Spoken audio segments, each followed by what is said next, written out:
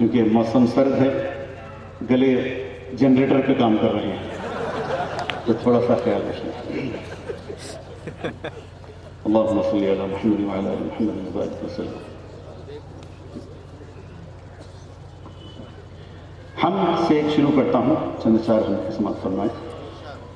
ایک مشہور نعت کی زمین میں نے حمد لکھی ہے، کوشش کر رہا ہوں سماعت فرمائیں۔ رہے من میں،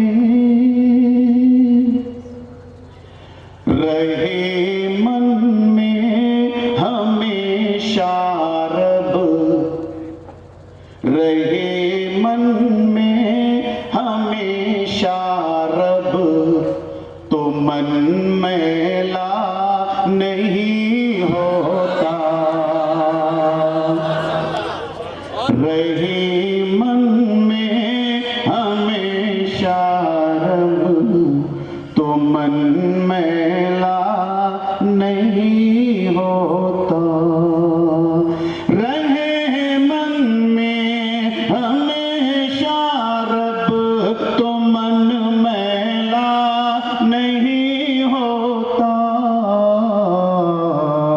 خدا کا ذکر کرنے سے دہن میلا نہیں ہوتا، خدا کا ذکر کرنے سے دہن میلا نہیں ہوتا۔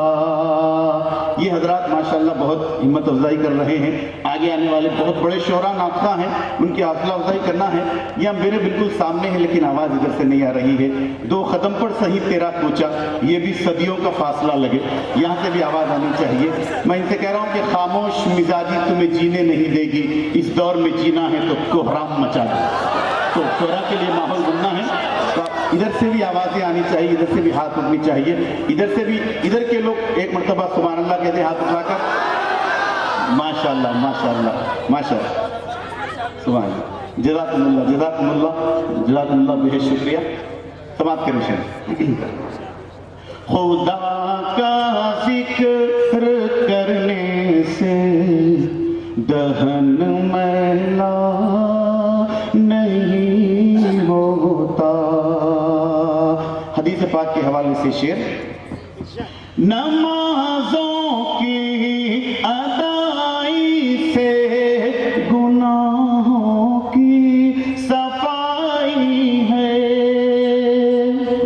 نمازوں کی ادائی سے گناہوں کی صفائی ہے، کرے کر خاک پر سجدہ بدن میلا نہیں ہوتا، کرے کر خاک پر سجدہ بدن میلا نہیں ہوتا۔ نعت میں کہا گیا محمد کے غلاموں کا کفن میلا نہیں ہوتا، میں ہم میں کہہ رہا ہوں کہ کب میلا نہیں ہوتا، اس کا سبب دیکھیں۔ جو کفر و شرک و بدعت سے بچے تو بعد مرنے کے،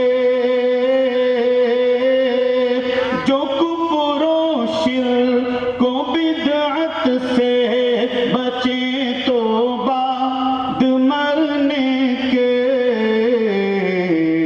سلامت جسم رہتا ہے کفن میلا نہیں ہوتا، سلامت جسم رہتا ہے